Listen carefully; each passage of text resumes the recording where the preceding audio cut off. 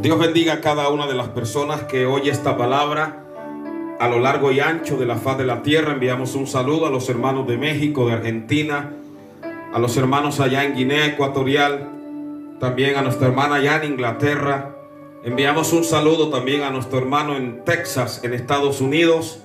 Y también enviamos un saludo a aquellos que nos escuchan en Colombia, en Chile y en otros lugares. No hemos podido enviar el mensaje de la semana pasada, no porque no quisiéramos, sino que por causa de situaciones de fuerza mayor no pudimos reunirnos la semana pasada.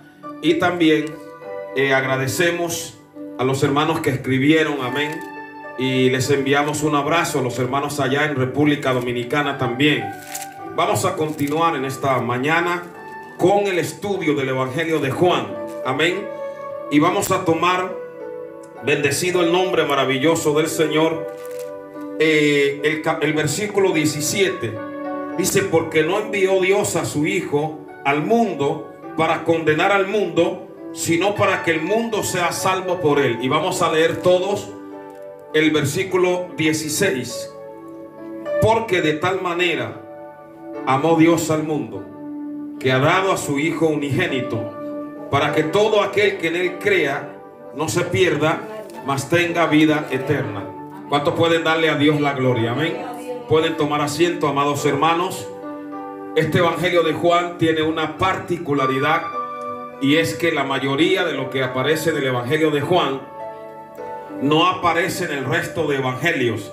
Dijimos que este Evangelio es un Evangelio que nos enseña a nosotros que el ministerio de Jesús no empezó en Galilea, sino que empezó, bendito el nombre del Señor, o que el Señor hizo cosas preciosas allí en Jerusalén, también en Judea. Sí empezó en Caná de Galilea, donde Él convirtió el agua en vino, pero luego hizo otra serie de señales, como fue la purificación del templo en el capítulo 2, que Mateo dice que cuando Él limpió el templo, vinieron ciegos y cojos y otros enfermos y los sanó.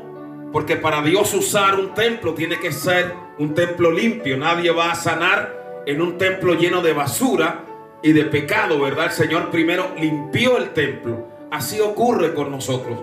Cuando Dios nos limpia, cuando Dios nos purifica, nos utiliza a nosotros como instrumentos de su gloria, de su bendición. Amén. Dios no usa cosas sucias.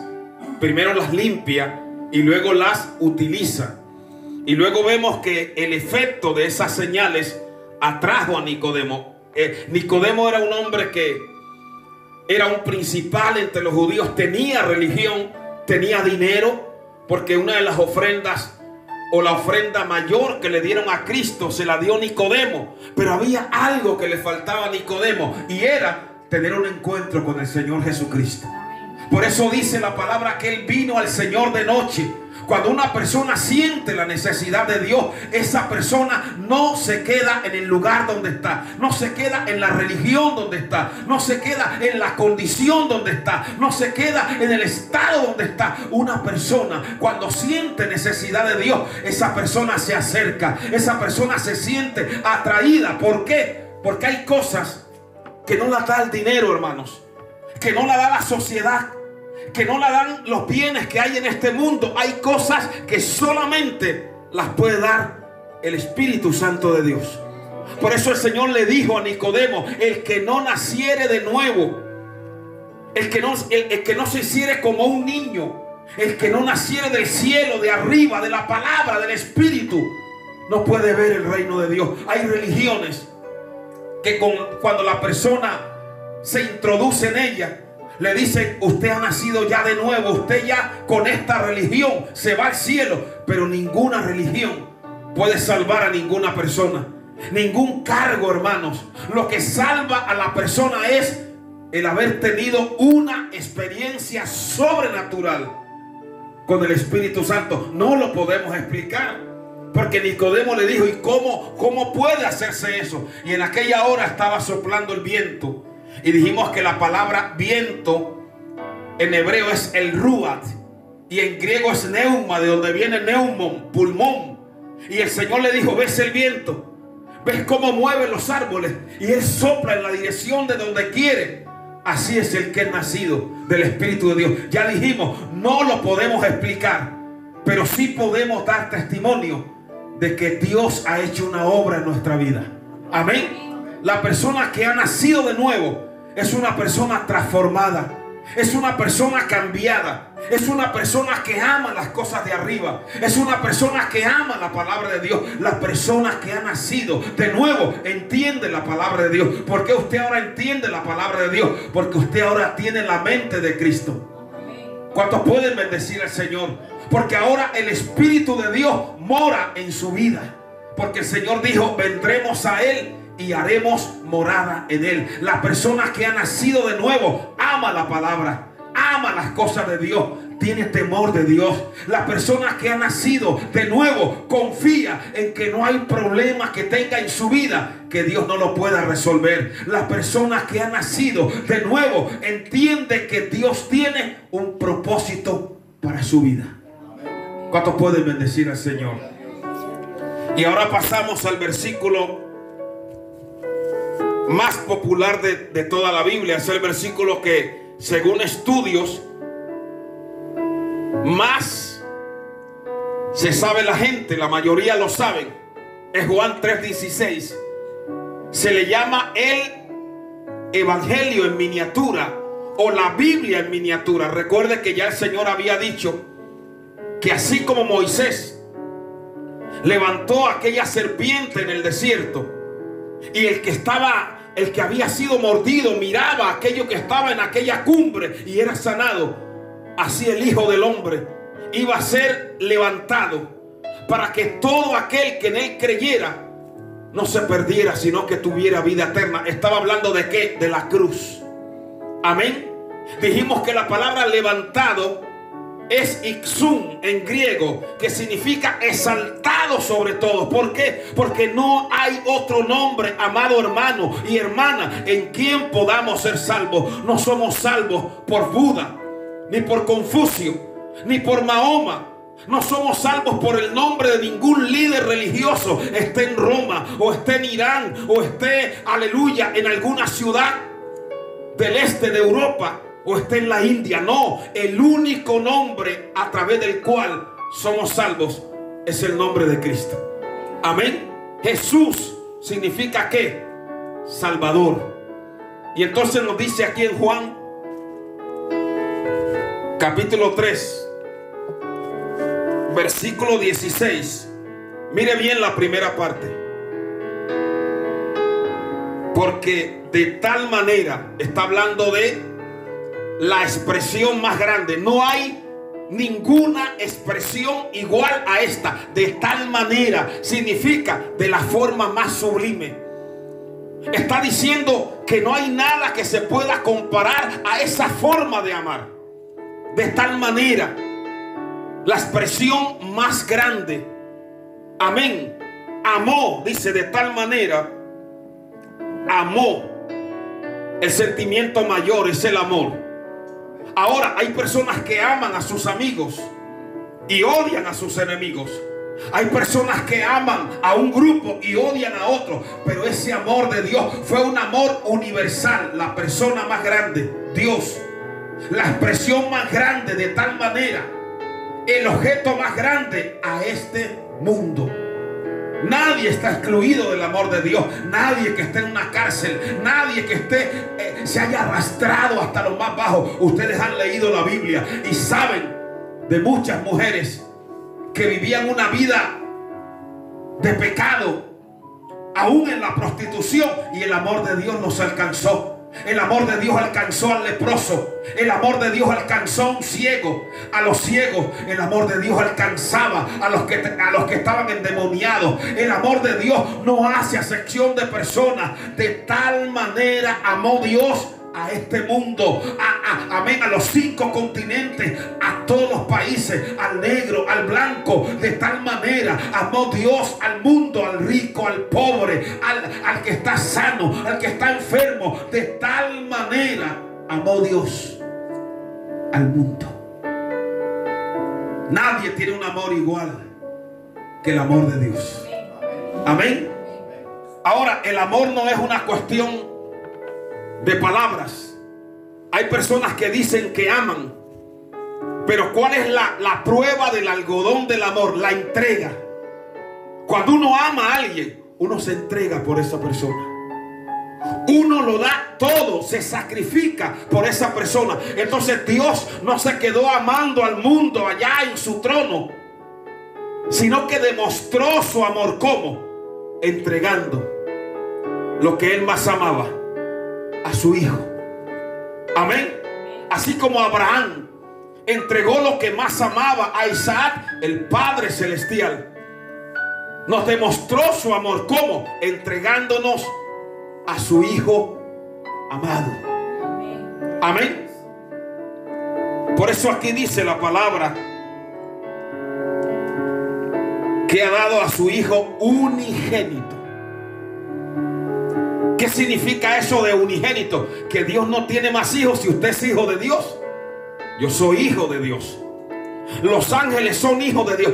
Pero la relación especial que hay entre Jesús y el Padre es única.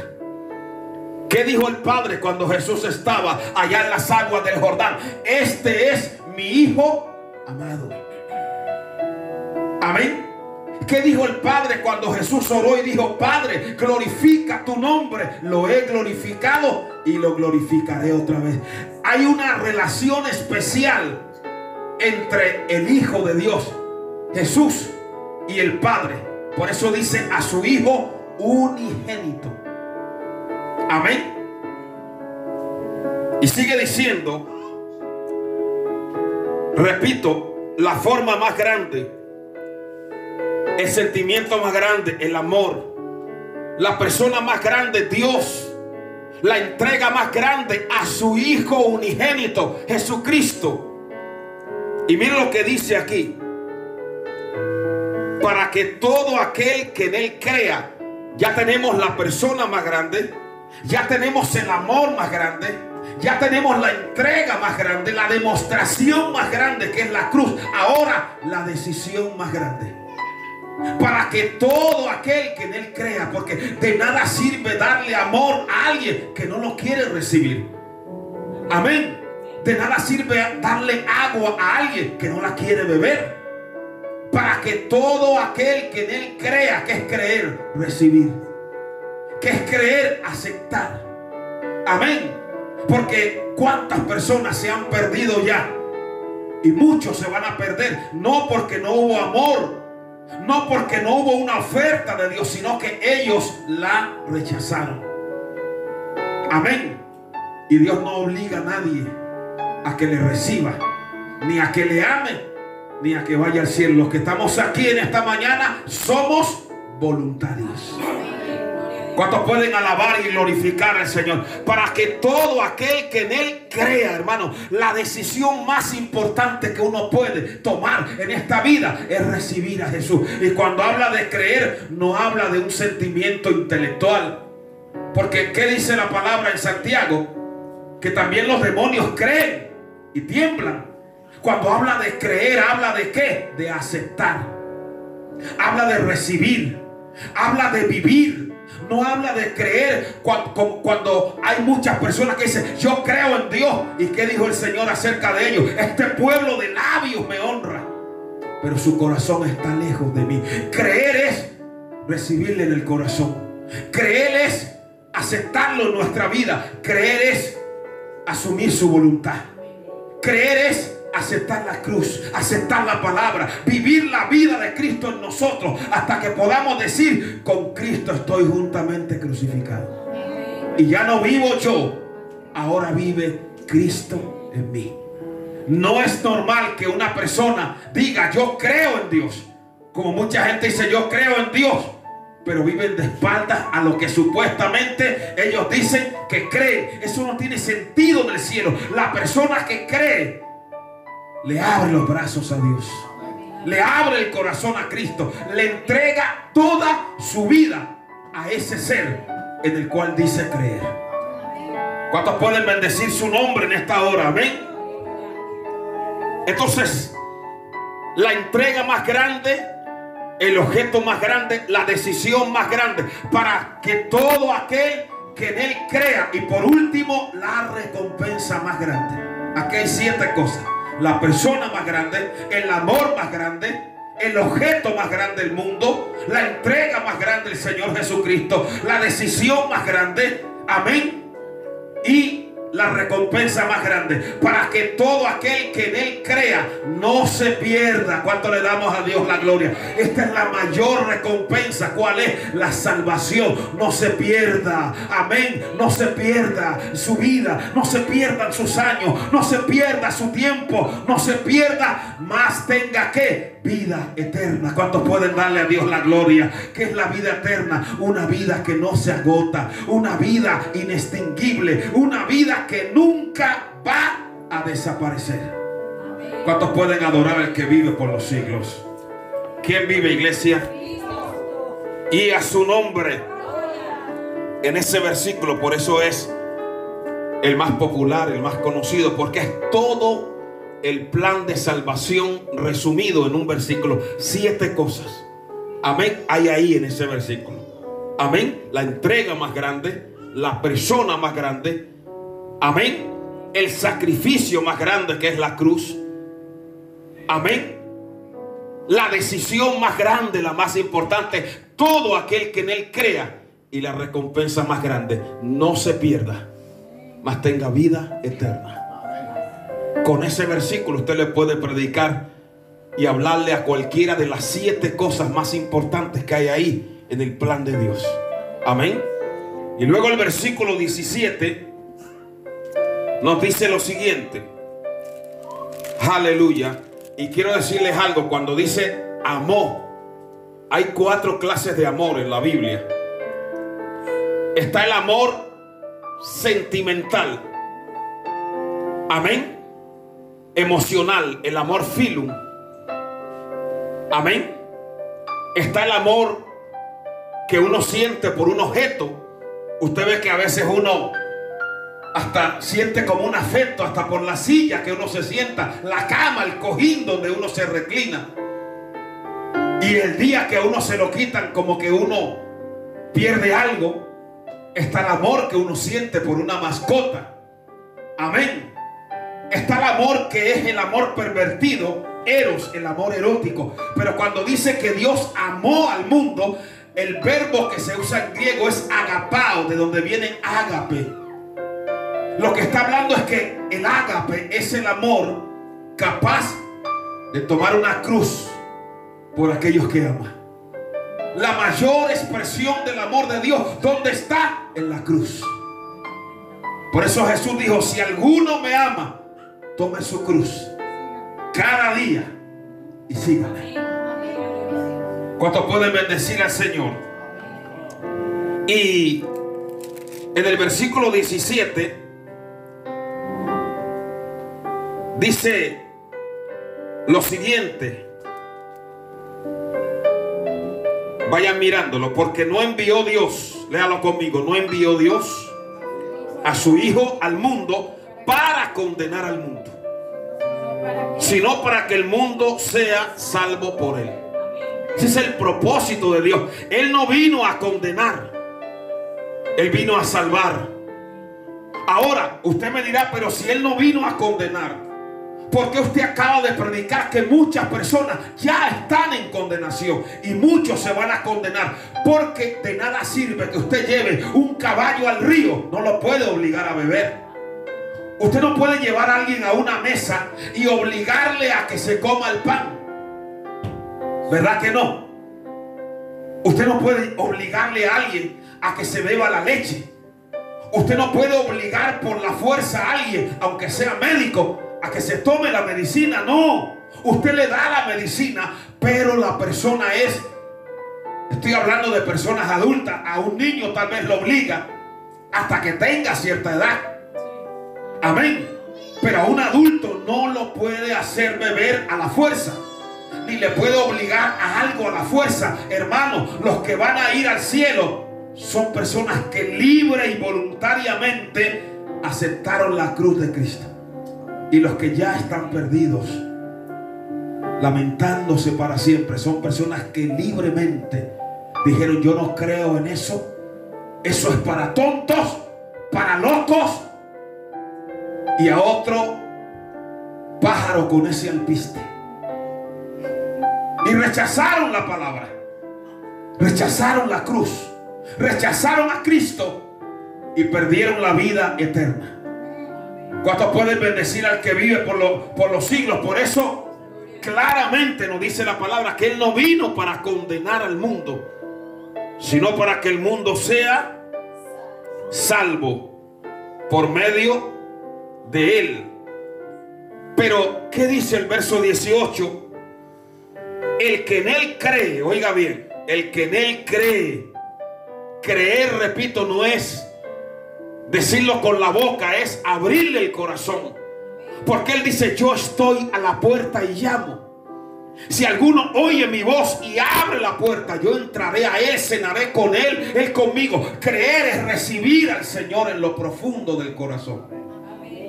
Permitir que la vida de Dios se refleje en nosotros. Amén. Obedecerle. Y entonces dice la palabra: el que en Él cree no es condenado, pero el que no cree ya ha sido condenado, porque no ha creído en el nombre del unigénito Hijo de Dios. Hermano, ¿cuántas veces usted ha leído en la palabra? Por ejemplo, ¿por qué usted cree que el Señor empezó a llorar sobre la ciudad de Jerusalén? Porque Él dice: cuántas veces quise juntar a tus hijos debajo de mis alas, como la gallina junta sus polluelos, pero ustedes no quisieron. Ustedes han leído en la palabra del dolor y el quebranto del corazón de Dios rechazado. ¿Cuánto hizo el Señor para que Judas se salvara? Pero al final Judas se fue del aposento alto.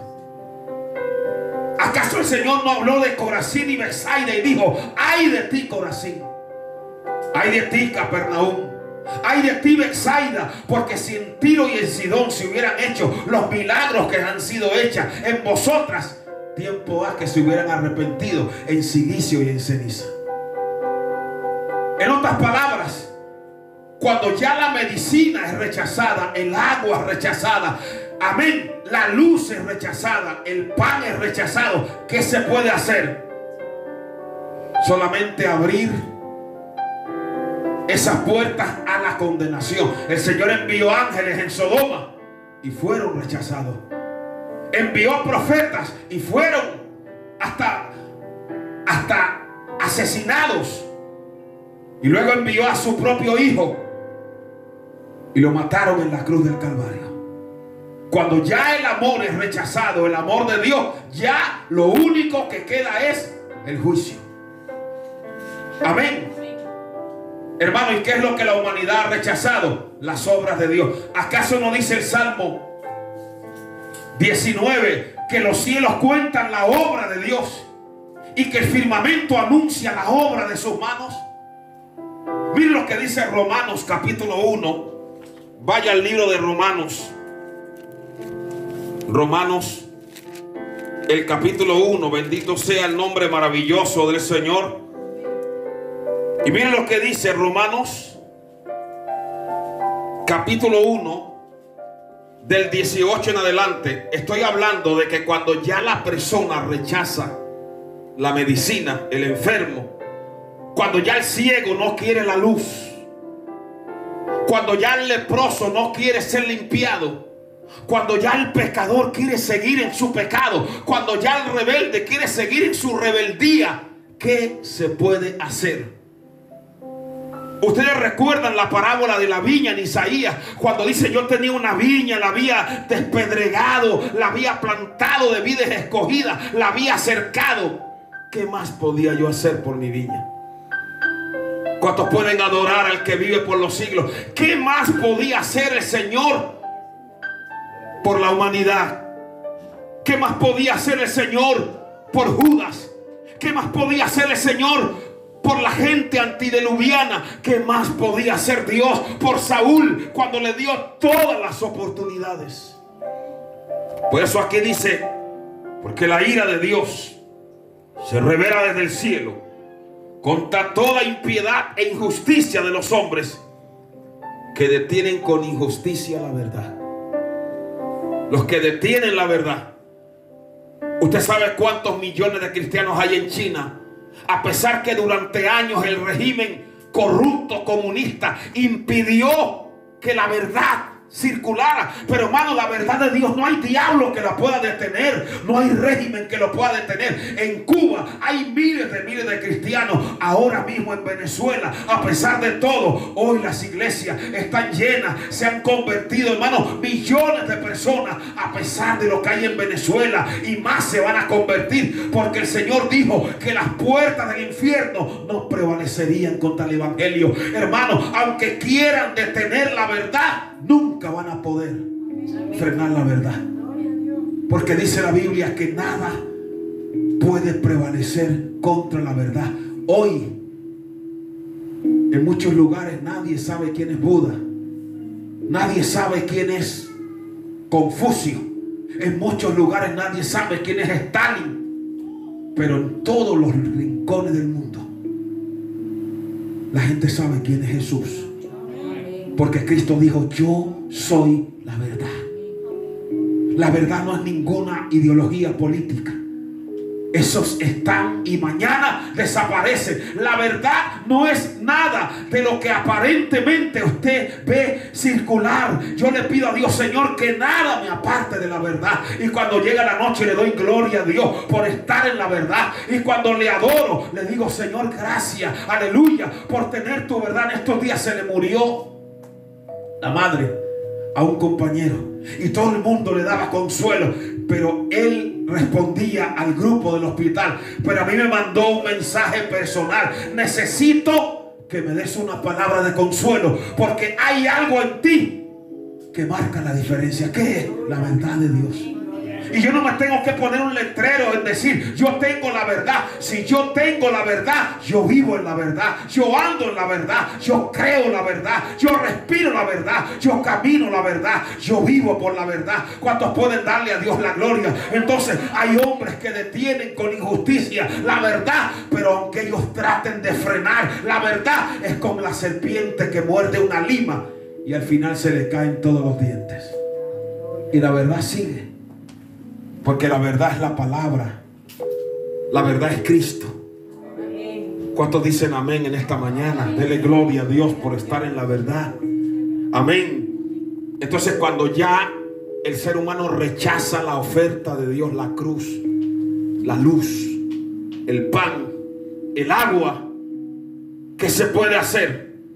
Por eso dice la palabra: porque lo que de Dios se conoce les es manifiesto. Pues Dios se lo manifestó. El principal evangelista que hay es la naturaleza. Los cielos cuentan la gloria de Dios. Hermanos, si hay un pan es porque hay un panadero. Si hay una silla es porque hay un carpintero. La naturaleza da testimonio de ese gran creador que la hizo. Amén. Dice que el firmamento anuncia, predica acerca de la obra de sus dedos. Amén. Sea bendito el nombre del Señor. Por eso dice la Biblia que las cosas invisibles de Él, su eterno poder y deidad, se hacen claramente visibles desde la creación del mundo, siendo entendidas por medio de las cosas hechas, de modo que no tienen excusa. Pues habiendo conocido a Dios, no le glorificaron como a Dios, ni le dieron gracias, sino que se envanecieron en sus razonamientos y su necio corazón fue entenebrecido. Cuando uno viene al Señor, pueden ocurrir dos cosas: o se sana o se queda peor de lo que estaba. Amén. O ve la luz o se queda más ciego todavía si la rechaza. Amén. O se levanta o se queda más caído todavía. ¿Cuántos pueden bendecir al Señor? Volvamos ahí al Evangelio de Juan. Cristo vive por los siglos de los siglos. Y entonces estamos mirando cómo el rechazar a Cristo provoca la condenación de la humanidad, del ser humano que lo rechaza. Y esta es la condenación, Juan 3:19, que la luz vino al mundo. ¿Y qué ocurre? ¿Qué dice? Y los hombres amaron más. ¿Qué versículo? Por eso me gusta ir versículo a versículo. Hermano, dice que la luz vino, pero amaron más. Siempre hay algo que uno ama más. Uno ama más la verdad que la mentira. O ama más la mentira que la verdad. Una persona ama más la luz que las tinieblas, o al contrario, siempre hay algo que uno ama más. Tenían luz, pero amaron más las tinieblas. Tenían verdad, pero amaron más la mentira. Tenían el cielo, pero amaron más el infierno. Amén. Tenían pan, pero escogieron ser mendigos. Y Dios les dio libertad, porque Dios nos creó con libre albedrío. Dios nos creó una máquina. Usted no ve que de repente uno hunde un botón y la aspiradora funciona, el equipo de música funciona, el móvil, pero Dios nos creó con un botón. No, Dios nos dio libre albedrío.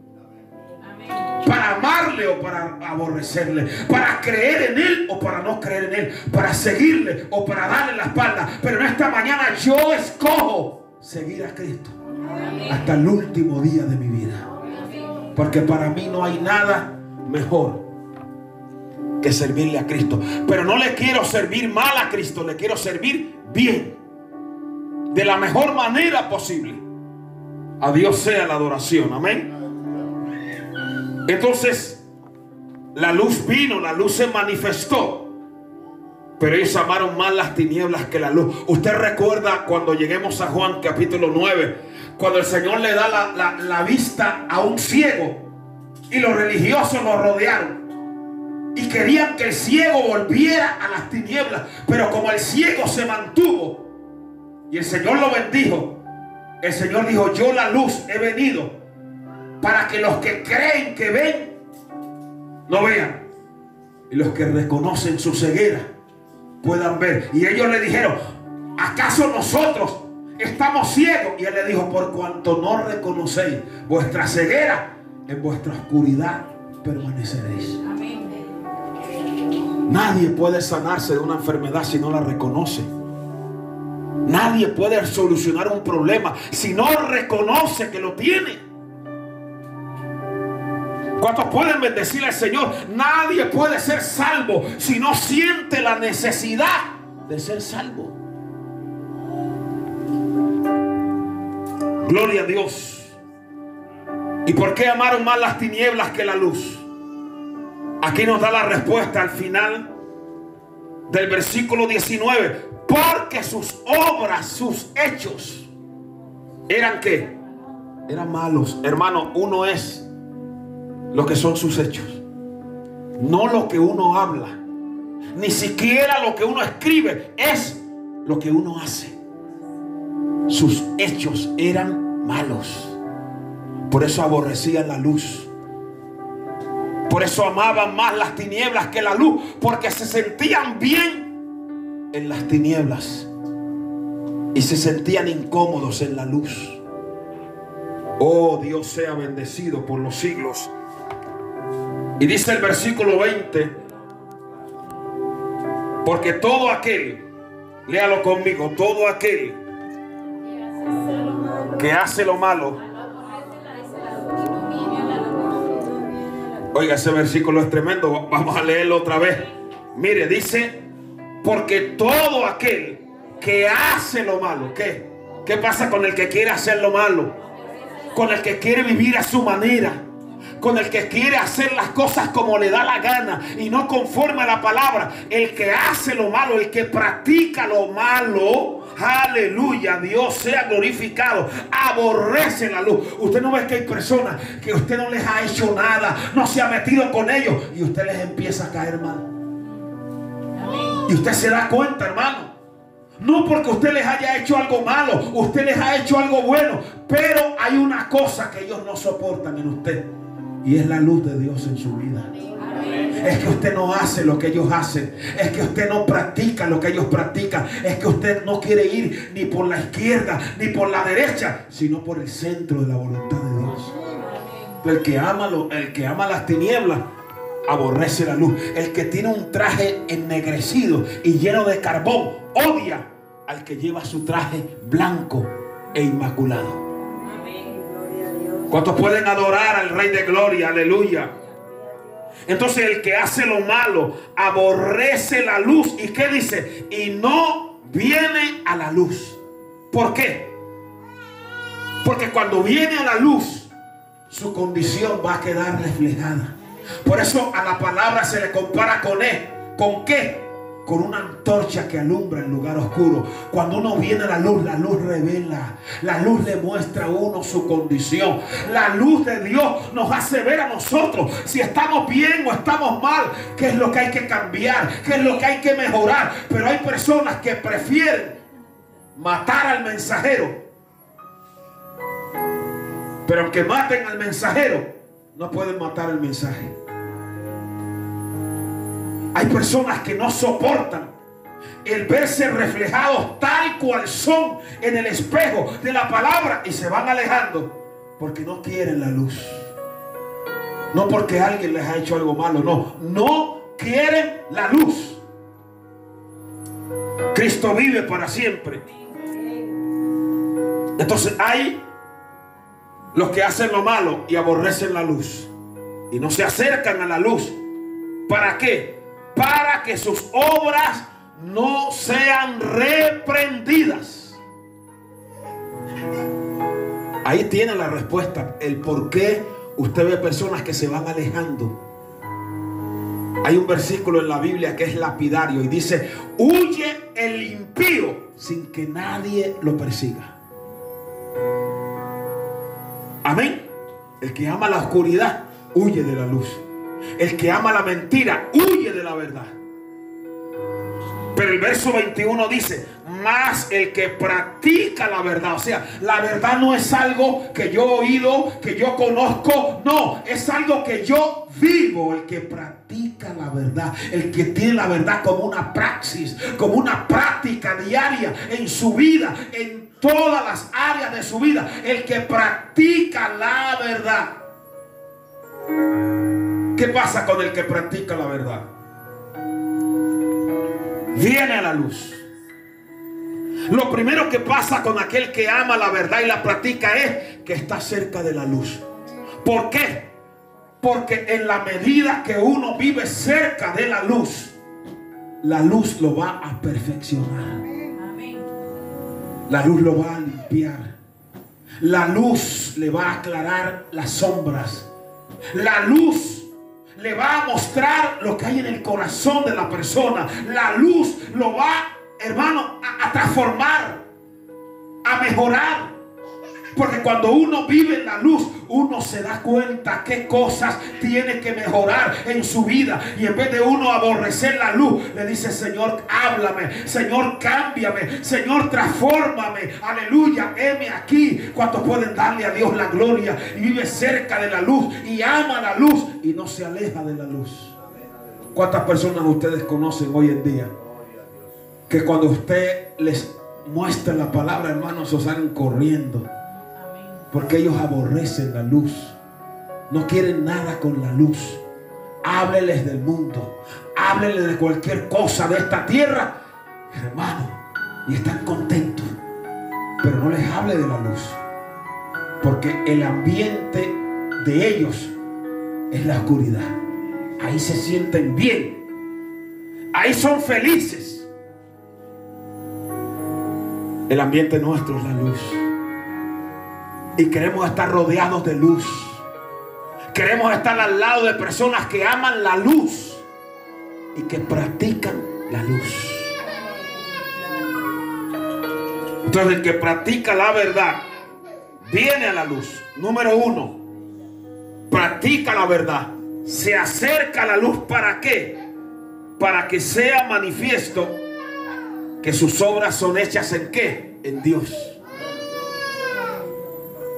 Yo me acerco a la luz y es la luz la que va a dar el veredicto final. Amén. Mire que la palabra cuando dice son hechas, aquí en el verso 21, la palabra griega es ergazomai, que se refiere a hacer un trabajo. Cuando usted le sirve a Dios en la luz, usted está edificando para la luz. Y es como si usted estuviera haciendo un trabajo para el reino espiritual. ¿Cuántos adoran al que vive por los siglos? Así que solo hay dos clases de personas: el que acepta la luz y el que rechaza la luz. El que la acepta es perfeccionado, es mejorado. El que la rechaza, cada vez usted lo va a ver que va de mal en peor. Ahora vamos a ir a la última parte de este capítulo. No sé si alcancemos en esta mañana. Vamos al versículo 22. Ya hemos visto la diferencia entre el que practica la verdad y el que aborrece la verdad y la luz. Ahora vamos a ver. El verso 22 dice: después de esto vino Jesús, vaya leyéndolo, con sus discípulos, ¿dónde? A la tierra de Judea. Y estuvo allí con ellos y bautizaba. Ahora quiero hacerles un matiz. Jesús no bautizaba, eran sus discípulos. Si usted mira el capítulo 4, el verso 2, ¿qué dice? Juan 4:2, léalo. Aunque Jesús no bautizaba, sino sus discípulos. Amén. Y aquí dice que bautizaba. Lo que está diciendo es que él supervisaba el trabajo que estaban haciendo sus discípulos. Recuerde que había cierto bautismo que era el bautismo de arrepentimiento, que era el que predicaba Juan el Bautista. ¿Por qué el Señor va a ese terreno? Ahora le voy a explicar. Dice la palabra que Jesús estaba allí con ellos. Y en el verso 23, léalo en voz alta. Juan bautizaba también en Enón, junto a Salim. Se cree que por aquí fue donde Josué cruzó el Jordán, porque había allí muchas aguas y venían y eran bautizados. ¿Por qué el Señor se va a bautizar cerca de donde está Juan? Era una manera de respaldar el ministerio de Juan. Recuerde que Juan estaba preparando el camino para la manifestación del Mesías. Y aunque ya el Mesías se había manifestado y había venido, Juan seguía haciendo su trabajo. Y el Señor se puso ahí a su lado para respaldarlo. Ahora, aunque el Señor está cerca de Juan, el verso 24 nos dice: porque Juan aún no había sido encarcelado. Recuerde que el evangelio de Marcos y el de Mateo nos muestran que el Señor inició su ministerio después del encarcelamiento de Juan. Pero aquí el evangelista Juan, que escribió después de Mateo, de Marcos, de Juan y de Lucas, al final nos dice que los dos ministerios coexistieron. Hubo un tiempo cuando Jesús y Juan ministraron a la misma vez. ¿Lo está entendiendo? ¿Cuánto le damos a Dios la gloria? Y entonces, ¿qué pasó? El versículo 25 dice: hubo una discusión entre los discípulos de Juan y los judíos acerca de la purificación. Yo les prediqué a ustedes en el evangelio de Marcos que los judíos prácticamente para todo tenían que lavarse las manos. No comían si no se lavaban las manos. Lavaban hasta las camas donde ellos dormían. Los jarrones. Se lavaban las manos de una manera muy peculiar. Y ahora ellos discutieron con los discípulos de Juan sobre qué era más verdadero, lo que ellos hacían o el bautismo que estaba practicando Juan. Yo les quiero aclarar algo. Usted puede lavar una silla, lavar una pared, lavar una cama y hasta meter a una persona en agua, y eso no lo hace perfecto. Lo que lo perfecciona es que el Señor lo haya limpiado por dentro. Todo lo demás son ritos. Usted ve que hoy en día las religiones tienen mucho ritualismo, pero muy poca esencia de la verdad. Y lo que salva no es el ritualismo, sino la verdad, la realidad. ¿Cuántos pueden darle a Dios la adoración? Hay personas que piensan que se van a ir al cielo porque ya les bautizaron. No, hermano. El ladrón que el Señor le dijo: hoy estarás conmigo en el paraíso, no se había bautizado, pero tenía un corazón rendido de verdad. Ahora los que ya se han convertido y se han rendido se bautizan, porque el Señor dijo: el que creyere y fuere bautizado. No al revés. No dijo el que fuere bautizado y creyere. No, el que creyere y fuere bautizado. Primero uno cree y recibe a Cristo, y luego el bautismo es una muestra de una realidad. Es una muestra exterior de una realidad que hay en nuestro interior. Si no, metemos un demonio seco al agua y lo sacamos remojado. ¿Cuántos pueden adorar al Señor? Entonces no es cuestión de meterse. Usted ve que por allá en la India ellos tienen el Ganges y otros ríos como sagrados, y usted lo ve casi todo, hasta en la madrugada hay que hacer cola para meterse ahí. Eso no sirve de nada. Lo que nos limpia a nosotros de todo pecado no son las aguas del Jordán, no es el Ganges, no es el Amazonas, no es el Nilo, es la sangre de nuestro Señor Jesucristo. Yo me bautizo no para ser salvo, sino porque ya soy salvo. ¿Cuántos pueden bendecir al Señor? Vamos ya camino hacia el final. Vamos ya a terminar, hermanos. Bendito sea el nombre maravilloso del Señor. Y en esa discusión sobre lo que era el ritual de la purificación, verso 26, dice: vinieron a Juan y le dijeron: Rabí, mira que el que estaba contigo al otro lado del Jordán, de quien tú diste testimonio, bautiza, y todos vienen a él. Aquí vamos a terminar. Gloria a Dios. Aquí nosotros vemos cómo uno tiene que tener cuidado con la gente que está cerca de uno. Cuando Jesús coloca, entre comillas, su púlpito cerca de Juan, las multitudes se van donde está Jesús. Y eso molestó a algunas personas que estaban cerca de Juan. Y si Juan no hubiera sido un hombre espiritual, se crea un conflicto entre la voz y el pastor.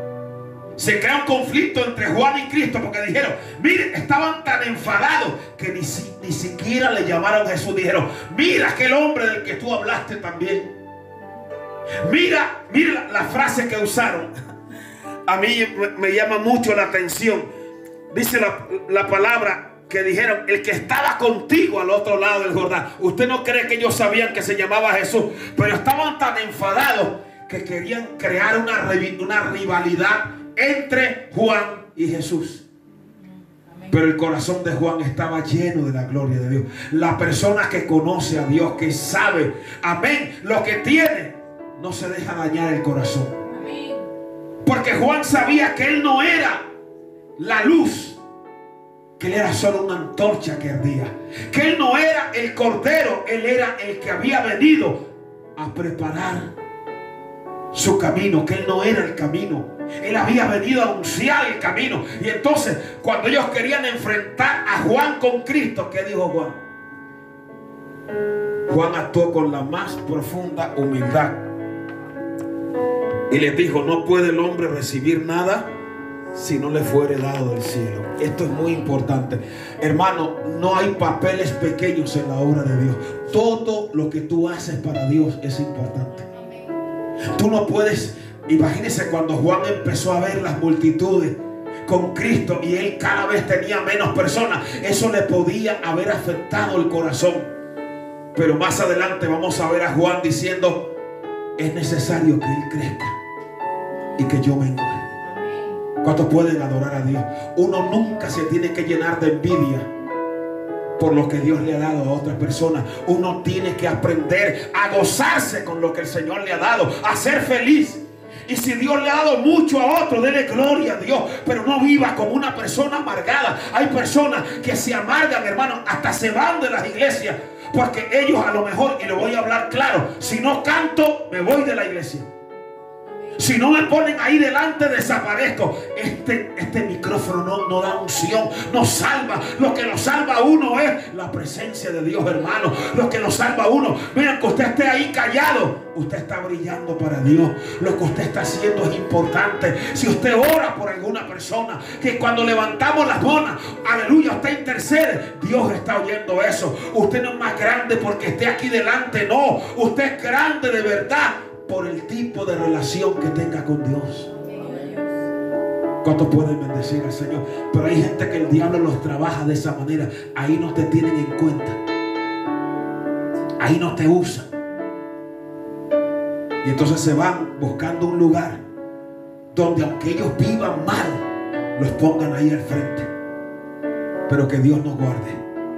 Juan no permitió que ese veneno se le metiera al corazón. Amén. Le dijeron, mira, ni siquiera le dijeron Jesús, no, ese del que tú hablaste, mira ahora lo que hace. Como quien dice, te está arrebatando la gente, te lo está quitando todo. Pero repito, lo que Dios nos ha dado a nosotros, nadie nos lo puede quitar. Por eso Juan dijo, nadie puede recibir algo si no le ha sido dado de arriba. Eso, cuán importante es que nosotros entendamos que el que tiene 5 talentos fue porque se lo dieron de arriba. El que tiene 2 se lo dieron de arriba. Y el que tiene 1, entonces el que tiene 1 no debe amargarse por querer los 5 talentos de otro, no, sino decirle, Señor, yo te voy a servir con lo que tú me has dado y en el lugar donde tú me has colocado. Porque si no, la persona se desubica, se llena de amargura y desaparece. Amén. Porque uno no viene a la iglesia a brillar, uno viene a adorar a Dios. El que brilla aquí es el Señor Jesucristo. Y la gloria es para Cristo. ¿Cuántos pueden darle a Dios la adoración? Y el reconocimiento es para el Señor, no para nosotros. Hay personas que creen que si no los ponen delante, no los reconocen. No, hermano, repito, Dios valora y reconoce todo lo que nosotros hacemos. Póngase de pie, hermano, dele gracias a Dios por lo que el Señor le ha dado, por lo que usted tiene, dele gloria a Dios. Dele gracias a Dios por la casa que tiene, por el coche que tiene. Dele gracias a Dios por los hijos que tiene. Dele gracias a Dios por los dones que el Señor le ha dado. Y dígale al Señor, no permita que ninguna amargura me dañe el corazón. Así como Juan reprendió eso, reprenda al enemigo. Crea que usted es importante para